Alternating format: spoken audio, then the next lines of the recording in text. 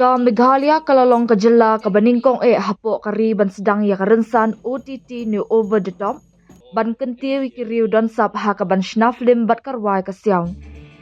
Kani ka OTT ka de ka belatip kum ka Hello Meghalaya ka rynsan ka balak ban pek tangling ba ki smart TV ki badan ya ka internet.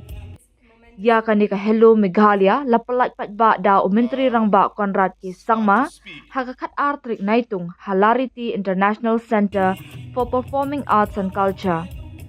Haka ni ka juk kasingilas dangru ya ka jinget lang bat ka MGMP bat Hard Rock Cafes. Lingba kani ka rynsan kan penmi ya ki phlim, music videos, short films bat ki way.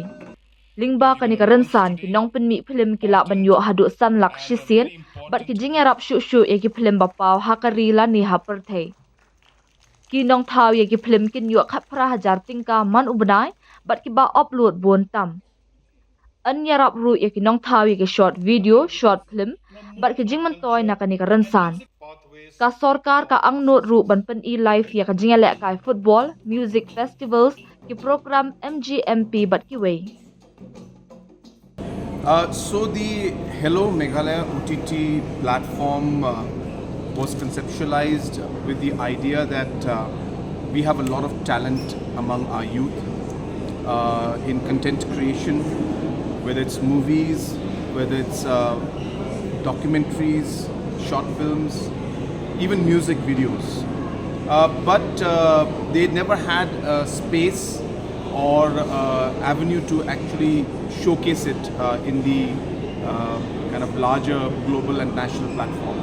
And hence, Hello Meghalaya is a step towards providing that platform to our youngsters to be able to showcase their talent and create, in a way, a livelihood out of it, create revenue out of it for them, and also an opportunity for them to showcase their talent to the rest of the state, the country and the world. Through this particular platform, as you're aware, that the content creators can put their content and the government pays the content creators for the contents that they create at different categories. So category wise and viewership wise, different amounts are given. But as I said, it's a revenue model for the content creator. So in many cases, our content creators and artists who did not have that kind of platform before or did not have that kind of revenue opportunity, this is giving them the platform as well as the revenue to be able to really, provide them that foundation to then, move forward in this particular field. The second objective, of course, is to be able to really provide a platform for promoting our culture, promoting our language, promoting different aspects of our society, and we are hopeful that this platform will allow the different language content to come up and music content to come up, and that's another objective that we have. And third, of course, it's an area where we expect that all the youth will be able to come together and be able to really engage with each other, and that's really what we're trying to do out. Yes, that is one part, that to create the economic viability in the beginning was not there for a private party to immediately launch it, and hence we felt that the government needs to support it in the beginning. I'm hopeful that once it starts picking up, then we'll be able to then engage maybe with private parties and find out some way in which we can slowly bring in private and public partnership to the entire process. But till then, the government would like to promote this, support it, and most importantly, support our youth and our artists. Absolutely, that's the advantage of technology, that you can expand to any part of the country and the region.